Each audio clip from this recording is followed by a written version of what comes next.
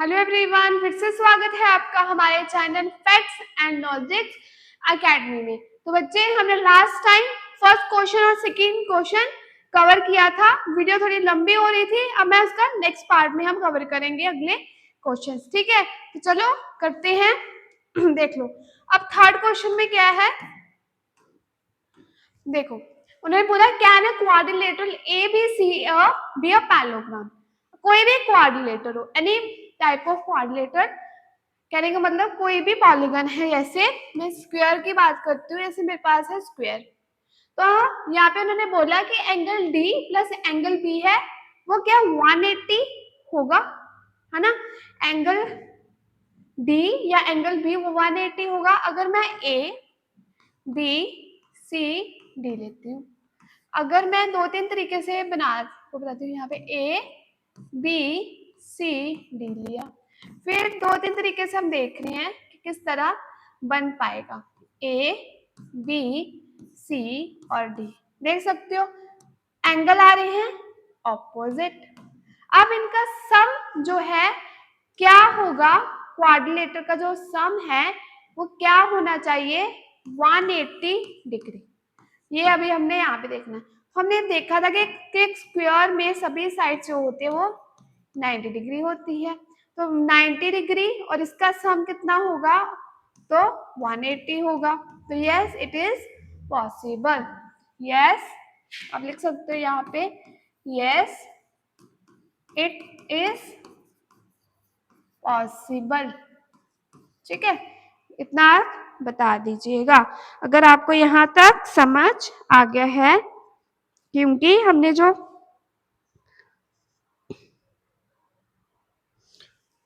यहाँ पे जो हमने साइड ली है वो सारी, अगर मैं यहाँ पे बात करूं तो एडजेसेंट एंगल्स बन रहे हैं।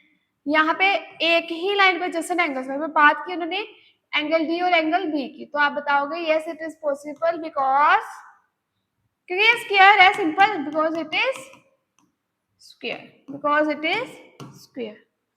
ठीक है, समझ आ गया। एंगल डी और इसने एंगल बी, और सॉरी एंगल डी और एंगल बी की ही बात की थी। चलो आगे बढ़ेंगे अब हम।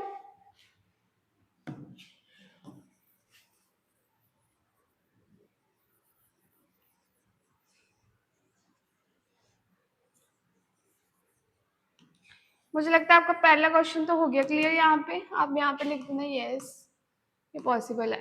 ठीक है, आगे है, फिर से वही है।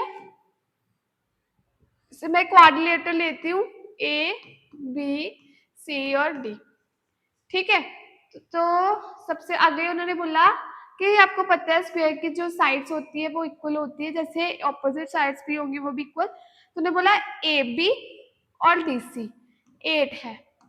ठीक है, ए डी और जो बी सी है वो 4.4 है। But no it is not possible. No no लिखोगे आप इसका, क्योंकि उनकी सभी की साइड्स होती हैं इक्वल, क्योंकि सभी की साइड क्या होती हैं इक्वल, क्योंकि पैरेललोग्राम है, ये क्वाड्रिलेटरल के पैरेललोग्राम की बात की है। तो आप बता सकते हो क्योंकि it is not possible because parallelogram sides are equal. ठीक है, ऑपोजिट साइड्स क्या होती है पैरेललोग्राम की, इक्वल होती है। ठीक है, वैसे ही बात सेम एज क्वाड्रिलेटर की हो गई। ठीक है, समझ आ गया यहाँ तक आपको। आगे है थर्ड पार्ट। उसी तरह यहाँ पे भी वही चीज है कि अगर ये वाला एंगल ये 70 डिग्री है, तो ये 65 डिग्री, मतलब 70 और 65 डिग्री है। तो हमें पता है पैरेललोग्राम के ऑपोजिट एंगल्स भी इक्वल होते हैं, है ना। अगर एंगल ए 90 है तो एंगल सी भी 90 होना चाहिए, पर यहाँ पे ऐसा नहीं है। तो ऐसा नहीं है, आप यहाँ पे लिख देंगे no it is not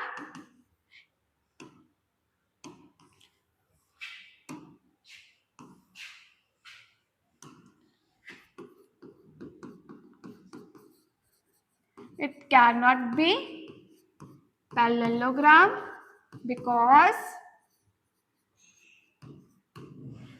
opposite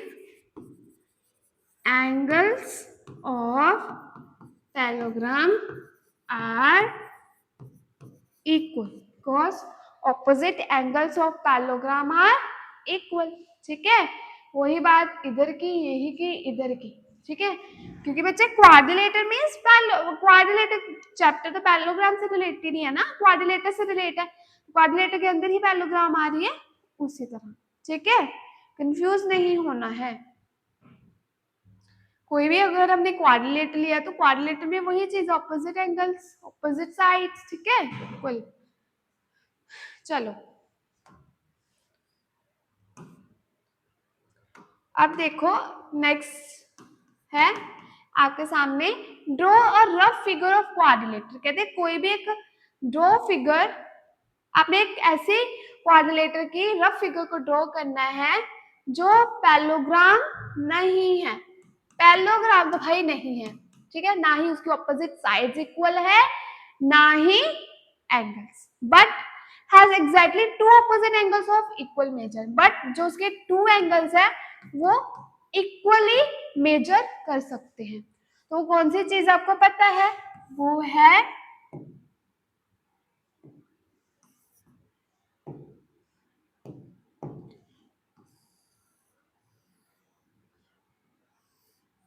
है काइट. क्योंकि आप देख सकते हो ना कि ऊपर वाले जो साइज है, ऊपर वाला जो पार्ट है थोड़ा बड़ा छोटा है और नीचे वाला थोड़ा क्या है, बड़ा. तो इसके जो ये जिसके जो साइड्स है वो इक्वल नहीं है, ना ही साइड्स इक्वल है, बट इसके कोई दो एंगल्स इक्वल होंगे. इसके कोई दो एंगल्स इक्वल होंगे, वो होगा एक ये वाला एंगल, एक ये वाला एंगल. ठीक है, आप बता सकते हो.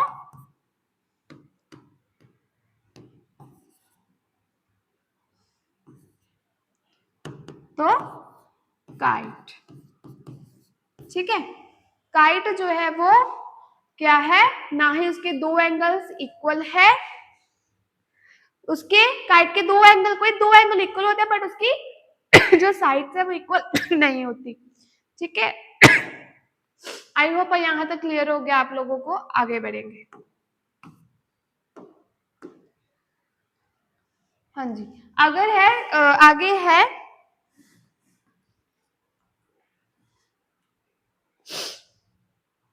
आगे उन्होंने बोला बच्चे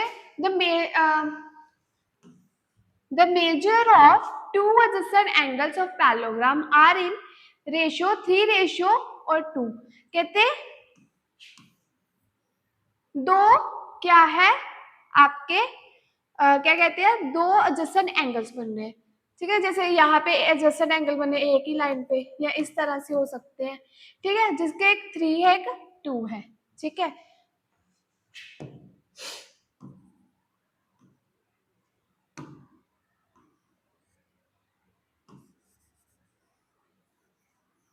ठीक है. सो आप पहले यहाँ पे लिख दोगे let the 3x and 2x be a angle. Let कर लिया. अब कोई भी एडजेसेंट एंगल का सम 180 degree. 3x plus 2x 180 degree. ठीक है, बिकॉज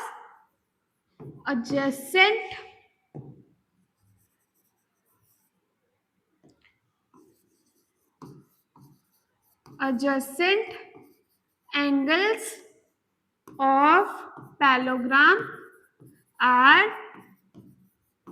supplementary. ठीक है, 3x plus 2x 5x 180 degree आ गया यहाँ पे. अब यहाँ पे कटिंग कर देंगे हम 5 के साथ. 5 1 जा 5, 5 3 जा 15 एंड यहाँ पे 3 6. x की वैल्यू आ गई आपकी 360 डिग्री. ठीक है, अब यहाँ से उन्होंने कहा कि find the measure of each angles of the parallelogram. अब दोनों एंगल को आपने मेजर करना है. तो यहाँ पे आपके पास 3x आ गया. 3 में x की वैल्यू 36 को पुट कर देंगे. तो यहाँ पे कितना आएगा, 36 को आप पुट करो. पुट किया तो मल्टीप्लाई 3 6 से 18 108. फिर 108 आ गया. यहाँ पे 2x को कर दो, 2 इंटू 3x. तो यहाँ पे आपका 72 आ गया. तो ये दोनों जो एंगल है एक 108 होगा और एक 72 डिग्री होगा. क्लियर? आई होप यहाँ तक तो सभी को क्लियर हो गया? ठीक है, अब आगे बढ़ेंगे। ये क्वेश्चन पेपर में भी कभी कभी पूछ लिया जाता है, इंपॉर्टेंट है ये। ओके, ठीक है, चलो आगे बढ़ेंगे। अब बच्चे ये देखो, नेक्स्ट है two adjacent angles of parallelogram have equal measures. अब एक पैरेललोग्राम बना ली मैंने, दो एंगल्स जो है वो इक्वल मेजर करते हैं, इक्वली मेजर करते हैं। ये देखो, इक्वली मेजर करते हैं। Find the measure of each angles of parallelogram. वैसे ही सेम अपने इसको करना है। सॉल्यूशन पे देखो, एक एंगल है मैं 1 और 2 नाम दे रही हूँ एंगल को, ठीक है। एक एंगल 1, एक एंगल 2, सम है 180 डिग्री। तो एडजेसेंट एंगल वाला यहाँ पे रीजन जरूर देना है, adjacent angles of parallelogram are equal, sorry equal नहीं, 180 डिग्री सप्लीमेंट्री होता ना,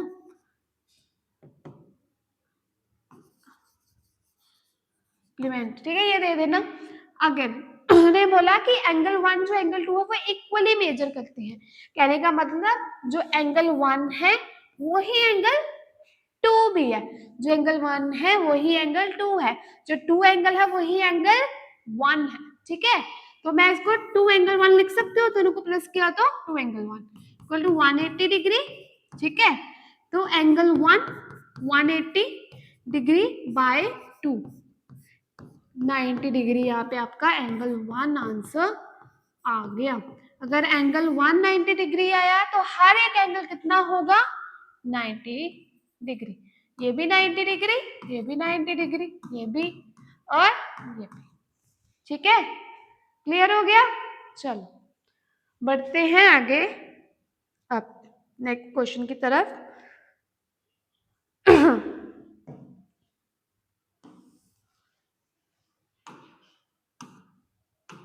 अब क्वेश्चन नंबर 7 आपके सामने है। कुछ मिलता जुलता क्वेश्चन आया हमारे सेकेंड पार्ट के क्वेश्चन के जैसा, ठीक है, लग रहा है ना थोड़ा थोड़ा। चलो अब the measure of figure hope HOPE और पैरेललोग्राम दी है। Find angle measure x y and y, state the properties you use find them. ठीक है, कैसे जैसे आप प्रॉपर्टीज यूज करते हो उसी तरह इसको सॉल्व करो, और आपको एक पूरी पैरेललोग्राम दे दी गई है, ठीक है। सबसे पहले तो आप यहाँ पे देखो, यहाँ पे एंगल 70 डिग्री और इसका अंदर वाला बन रहा है एंगल 1, यहाँ पे मैं पुट कर लूंगी सबसे पहले, ठीक है। तो बच्चे ये वाला पूरा एंगल आपका लीनियर पेयर बन रहा है, ठीक है। और इसमें एक और चीज आ गई, यहाँ पे इस तरह से कुछ चीज बन रही है, मतलब इस तरह से ट्रांसवर्सल लाइन के ऊपर एक एंगल ये बन रहा है, एक एंगल आपका इधर, एक इधर बन रहा है, एक इधर बन रहा है। एक मिनट, पहले आप एक चीज समझो, पहले सबसे पहले ये वाली समझो। एक इस तरह से है ना ये पूरा, और ये आपका, ठीक है, ये आपका लीनियर पेयर बना। अभी यहाँ पे मैं नाम देती हूँ 1, पहले इतना सॉल्व करते हैं फिर आगे बढ़ते हैं, ठीक है। सॉल्यूशन अब देखो, angle 1 plus angle 70 degree 180 degree, तो यहाँ पे लीनियर पेयर बन गया। एंगल 1 180 में से 70 को निकाल देंगे, एंगल 1 तो यहाँ पे आ गया 110। एंगल 1 तो आ गया यहाँ पे कितना, 110। तो ये ऑपोजिट एंगल्स क्या होते हैं एक दूसरे के, इक्वल। तो जो एंगल 1 आया वही एंगल x आ गया। एंगल x की वैल्यू कितनी आ गई, कितनी आ गई, 110, ठीक है। यहां से आपने x की वैल्यू तो निकाल ली है, ठीक है। आई होप क्लियर हो गया इतना। अब आगे चलेंगे।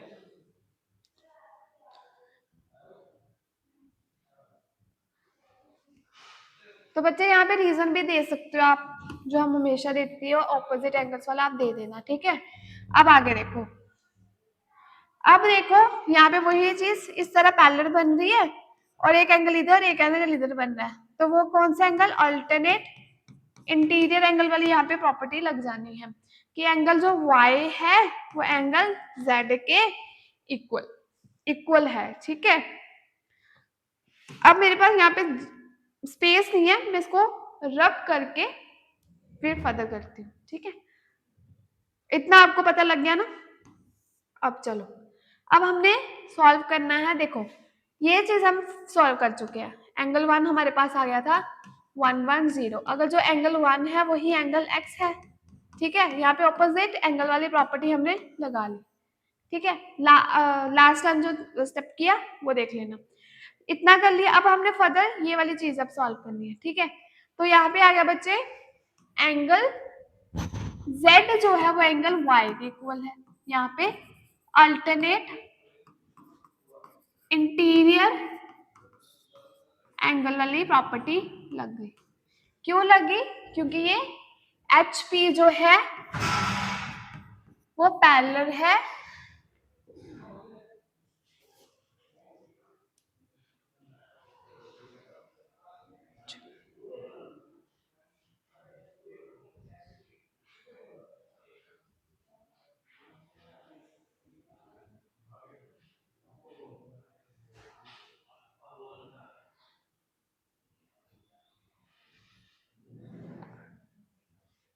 ठीक है।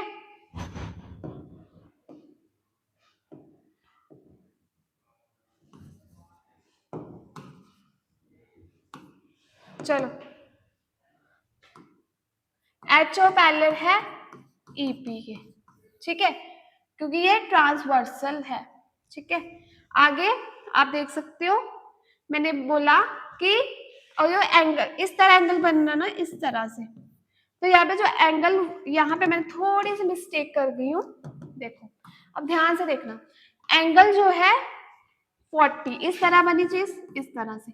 ये वाला इसके अल्टरनेट इंटीरियर है, तो आपका जो एंगल y है वो तो आ गया 40 डिग्री। वो कितना आ गया?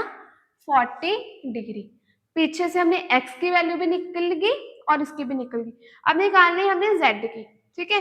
z की कैसे निकालेंगे? जैसे इधर सेम ये पूरी चीज एक लाइन में आपका एडजेसेंट एंगल्स बन रहे हैं। तो यहाँ पे एंगल, यहाँ पे x plus y, angle x plus z equal to 180 degree. यहाँ पे आप बता देना कि एडजेसेंट जो एंगल्स है उनका सम कितना होता है किसी भी पैरेललोग्राम का। सब 180 मतलब सप्लीमेंट्री होते हैं वो एंगल्स, ठीक है। ये तो आप बता दोगे बहुत इजली। अब x क्या था हमारे पास? Angle x plus 40, angle x है हमारे पास 110 प्लस 40 z 180 डिग्री। क्लियर? इतना आपको क्लियर हो गया है? ठीक है, हाँ इतना आई थिंक क्लियर हो गया है। हाँ, अब यहां से आपने z की वैल्यू निकालनी है।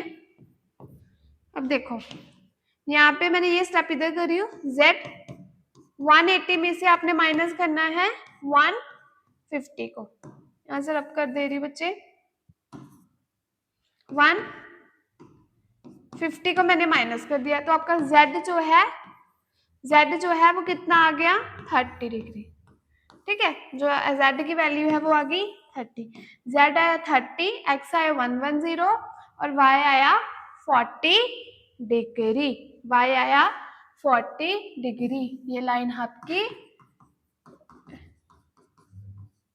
ट्रांसवर्सल है, तो ये भी रीजन आप जरूर देख के आइएगा, ठीक है। थोड़ा सा हमने बार पीछे थोड़ा सा, क्योंकि मेरा स्पेस कम है तो मैंने इसलिए इसको रब किया था। क्लियर? समझ आ गया इतना आप लोगों को? अब आगे करेंगे, ठीक है बच्चे।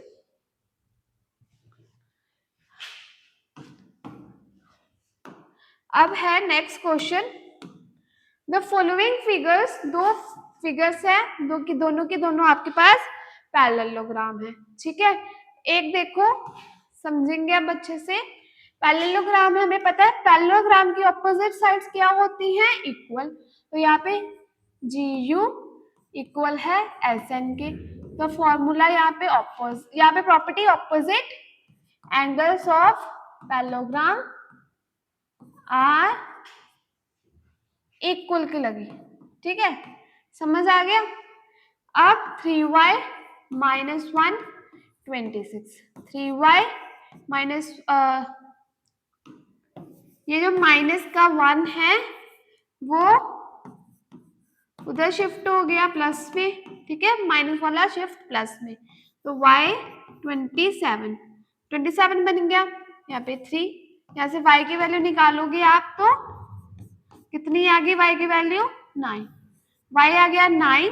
अब नेक्स्ट, अब ये वाली साइड जो है एफ जी एन यू के इक्वल, तो मैं सीधा लिख रही हूँ 3x equal to 18, 3x equal to 18, x की वैल्यू यहाँ पे आप निकालोगे तो बच्चे 6, x की वैल्यू आपकी यहाँ पे आ गई 6, x की वैल्यू कितनी आ गई 6, ठीक है। चलो नेक्स्ट करेंगे, अब ये एंगल है O, ठीक है, अब ये बाइसेक्ट करी है इसको पूरी लाइन इसके साथ, ये बाइसेक्ट करी है इसको इसके साथ, तो इसमें देखो OS OU के इक्वल, OS पहले OU के इक्वल है, तो 20 इक्वल टू y प्लस 7, 20 में से 7 गए 13, तो y की वैल्यू यहाँ पे आपकी 13 आ गई। एक चीज समझ आ गई। अब आगे, अब ये पूरी बाइसेक्ट जो डायगोनल कर रहे हैं इतना हमने इसको कर दिया, तो यहाँ पे आप रीजन लिख देना कि diagonals of bisect angles each other, ठीक है, डायगोनल्स बाइसेक्ट करते हैं। आगे जो OS जो है वो OU के इक्वल, अब यहाँ पे निकालेंगे हम, OR जो है वो ON के इक्वल है, OR जो है वो N के इक्वल है, x plus 16 equal to x plus y, 16 y की वैल्यू हमने निकाल ली थी बच्चे यहाँ पे 13, ठीक है, तो 16 में से 13 को माइनस करेंगे तो आपकी x की वैल्यू कितनी आ गई 3, x की वैल्यू कितनी आ गई 3, ठीक है। तो ये आपके यहाँ पे y और x फाइंड किया, इधर भी हमने y और x को फाइंड किया। आई होप यहाँ तक आपको क्लियर हो गया। अब इतना आप उतार लो फिर मैं रफ कर दूंगी, ठीक है। चलो जी, अब इस वीडियो में हम यहाँ तक ही करेंगे, नेक्स्ट जो रह गए हैं क्वेश्चन, अभी हमने 8 तक क्वेश्चन किए, कहाँ से लेके 3 से लेके 8 तक कवर किए, अगले सेक्शन में 9 से 12 तक जो क्वेश्चन रह गए हैं उसे कंप्लीट कर लेंगे अगले सेशन में। अगर आपको आज का सेशन अच्छा लगा है तो प्लीज लाइक शेयर कमेंट करना एंड चैनल को जरूर सब्सक्राइब करना। Thank you for this video watching.